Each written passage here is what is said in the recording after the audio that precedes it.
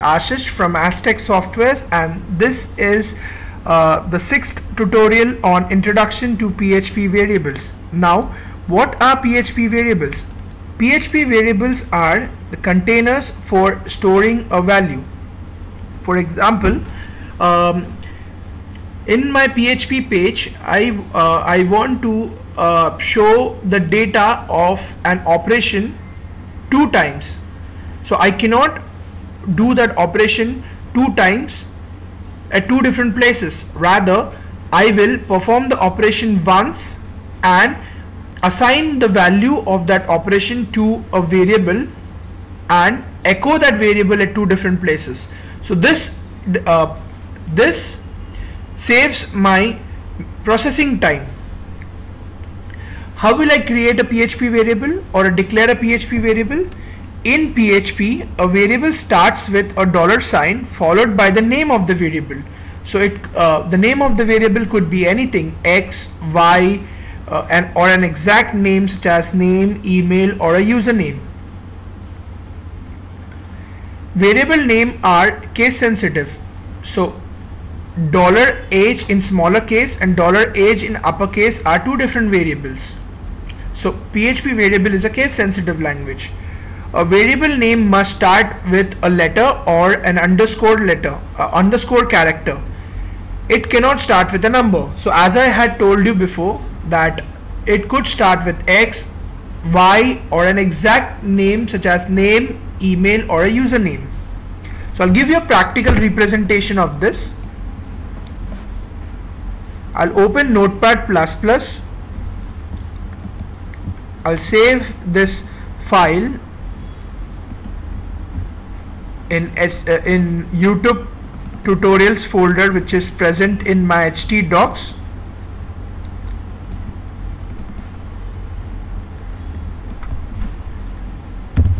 I'll give a name to this file, I'll give a name to this file as variable and give an extension as .php. I'll save this file. See, the extension of this file is being changed to .php. Now I'll open PHP script.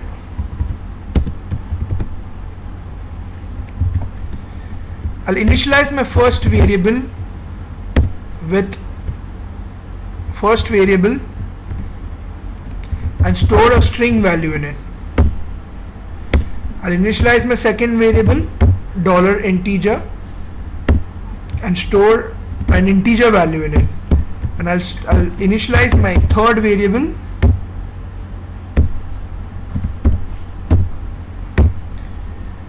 so I have initialized these 3 variables. In first variable I have stored a string value, in my second variable I have stored an integer value, and in my third variable I have stored a float value. So now I'll save this file and I'll open this file on the browser. I'll open my browser. I'll type local host / my folder name in which my file is present / variable.php and hit enter. Nothing has appeared on my screen. Why is it so? It's just because I have initialized the variable with the values, but I have not printed the values on the screen. Now how will I do that? I'll use an echo function of PHP and echo the variable name. Then I'll do the same with the second variable and the same with the third variable. So I've echoed all the 3 variables. I'll go back to my browser and hit refresh. See, all the values have appeared on the screen. I'll put a break sign so that it will be clearly visible in it. So I'll type echo, a break, and a semicolon. Do the same with the second one. So all the values have appeared on the screen. Now minimize this. PHP PHP is a loosely typed language. Now, what does this mean? You don't have to specify the data type of the variable. PHP automatically converts the variable to the correct data type depending on its value. So for example, in C, C++ and Java, you must have seen that while initializing a variable, you have to specify the data type of the variable, then the name of the variable, and after that put a value of put an appropriate value in that variable. Whereas in PHP you don't have to do that.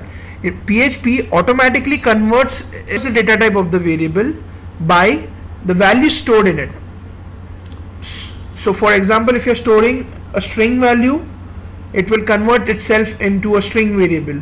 If you're storing an integer value, it will convert itself into an integer value. So I'll give you a practical representation of this. Again, I'll open my Notepad++. I'll remove this. Now in this, my first variable has a string value, my second variable has an integer value, and my third variable has a float value. I'll use varedum function. Now varedum function is a PHP function to get the data type of a variable. So I'll copy this 3 times as we have 3 variables.